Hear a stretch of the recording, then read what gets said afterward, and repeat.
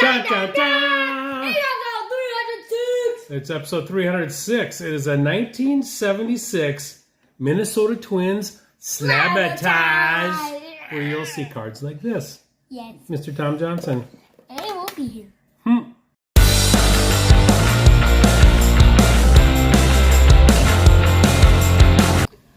Well, how's it going, everybody? This is MP Fox. We have no MC Fox because this is vintage, and he won't have any part of it. Sometimes when we show vintage, he'll sit over here and listen to see what's going on. But we're going to talk about the 1976 Twins and a little slab parade.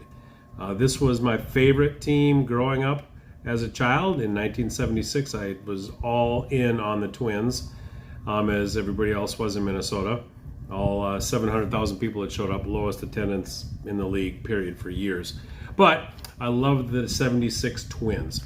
An interesting story with this slab, not so much this one, but the whole slabs, is I had no idea what PSA was. I had no idea what slabbing up a card was when I got back into the hobby several years ago.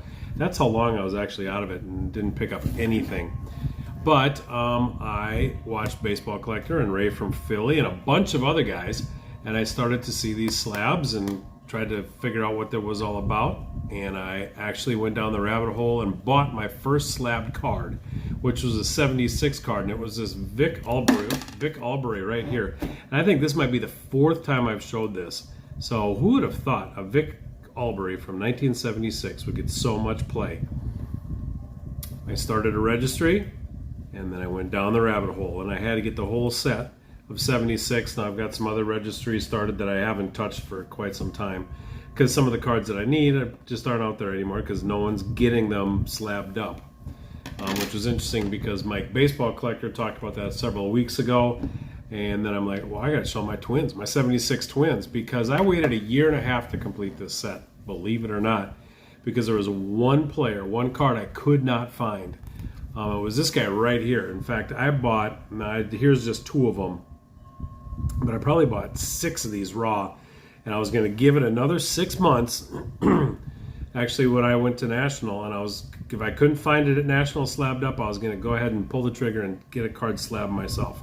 But I did happen to find one, plus COVID hit, and then there was no National, and it was a whole big mess, but I did complete the set. So here it is, right there, it's Steve Braun, the last card to complete this run of 76 Twins.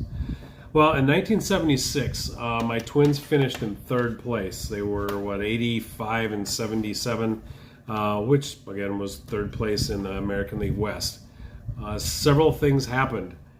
Coming out of 75, that tail end of 75, they traded one of my favorite players, Bobby Darwin, to the Milwaukee Brewers in exchange for this guy, Johnny Briggs.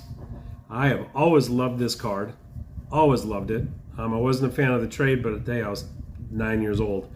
But he was then released before the 76 season. So he came to the Twins in 75.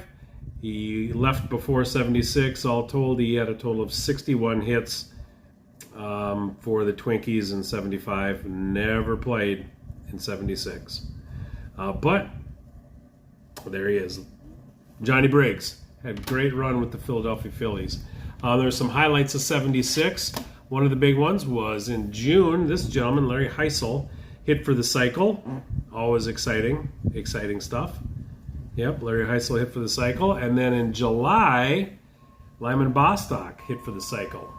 Lyman Bostock was one of the best hitters around, and people that have followed the game or know the game back then, he was just a jewel. He ended up going to the Angels, but what a bench to sit on next to Tony Oliva and Rod Carew and learn the art of hitting. Unfortunately, he was murdered, and his career, which probably would have been a Hall of Fame career, was cut short.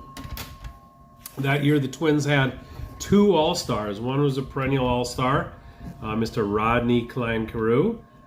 He made the All-Star team. The other one was a catcher by the name of Butch Weiniger. No card for Butch Weiniger. It was his first year, and it was Carew and Weiniger. And Weiniger had a solid career. We all know about Carew. Unfortunately, this year, here's a picture of the 75 batting leaders.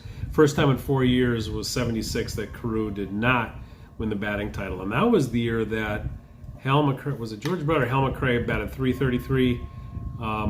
Brett batted 333, McRae batted 332, and Carew 331.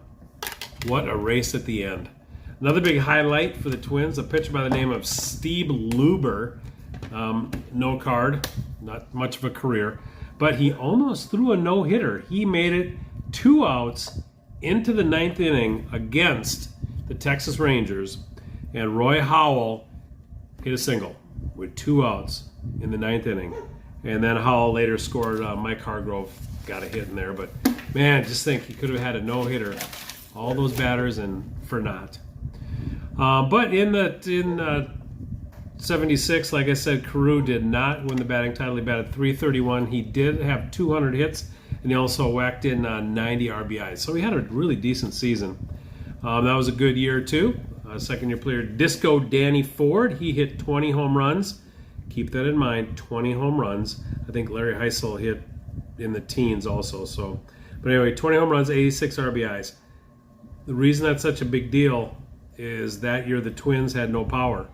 There was 81 total home runs hit, so he hit a quarter of the home runs that the Twins had.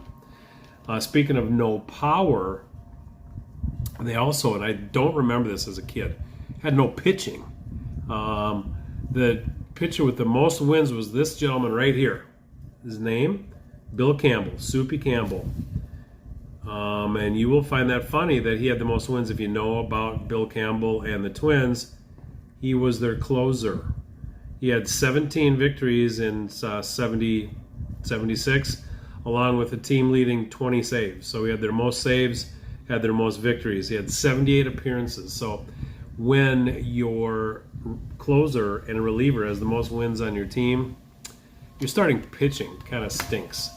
The pitcher with the most victories was this guy, Dave Goltz, Minnesota boy, lives in Pelican Rapids, or Park Rapids, one of the two. He lives in the Rapids someplace in Minnesota.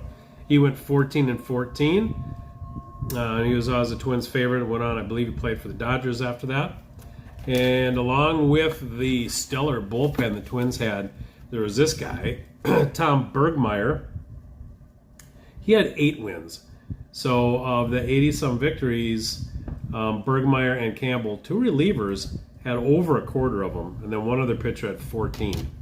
So that tells you the state of the Twins pitching staff. It was also, speaking of pitchers, a sad year for the Twins because on June 1st, the Twins traded this guy, Mr. Bert Blyleven, and they traded him to the Texas Rangers along with our starting shortstop, Danny Thompson. We traded him for Roy Smalley, along with Bill Singer and Mike Cubbage. Cubbage and Smalley anchored the left-hand third base and shortstop of the infield once they came to the team, and Singer became a starter. It was pretty solid, decent. He was, I believe, towards the end of his career, though. But these guys were traded off to the Rangers. Circle Me Bert went there. He came back to the Twins later on, and unfortunately, Danny Thomas had a blood disease, and he did pass away that December, so that was a very sad note. It was also, speaking of sad notes, Tony O's last season as a Twin, and this is his last Topps card. He appeared in 64 games. He was actually a player coach for the Twins. He was a designated hitter primarily, well, yeah, only the last 2 years his knees were so bad. And the last year he batted .211, so not the greatest, but a great hitter. And like I said, what a way for Lyman Bostock to learn from Tony O and from Mr. Rodney Carew. Also, on another sad note, this pitcher down here in the corner, Mike Pasick, he had a promising career. Unfortunately, on April 26th, along with Don Carruthers, who was another relief pitcher for the Twins, they got in a car accident. A lady was going the wrong direction on an exit for the interstate and collided with the car that Carruthers was driving, and Mike Pasick was one of the passengers. He suffered 2 broken bones in each leg, messed up his neck and his back and some other things, and he did attempt to come back and pitch several times with the Twins, and I think he went with the White Sox for a little bit also, but it never panned out. But he had a promising career that was cut short. Those are the highlights from the slabs right here. I'm not going to go through every single player because nobody wants a 25-minute Ray Day when I'm talking about the 76 Twins. So what I'm going to do is I'm going to lay these out on the table, a la Mike Baseball Collector, a la G's Mikey, and we're going to pan through all the Twins cards. And that was my first run beginning to end, and it's been complete for a while. But again, people aren't slabbing like they did, and the cards I need I can't find for other runs. But this rabbit hole has been finished. So I hope you enjoyed it. We're going to do a quick run of all the cards. And until next time, I happen to be MP Fox. Stick around, you can see them all on the table. Peace!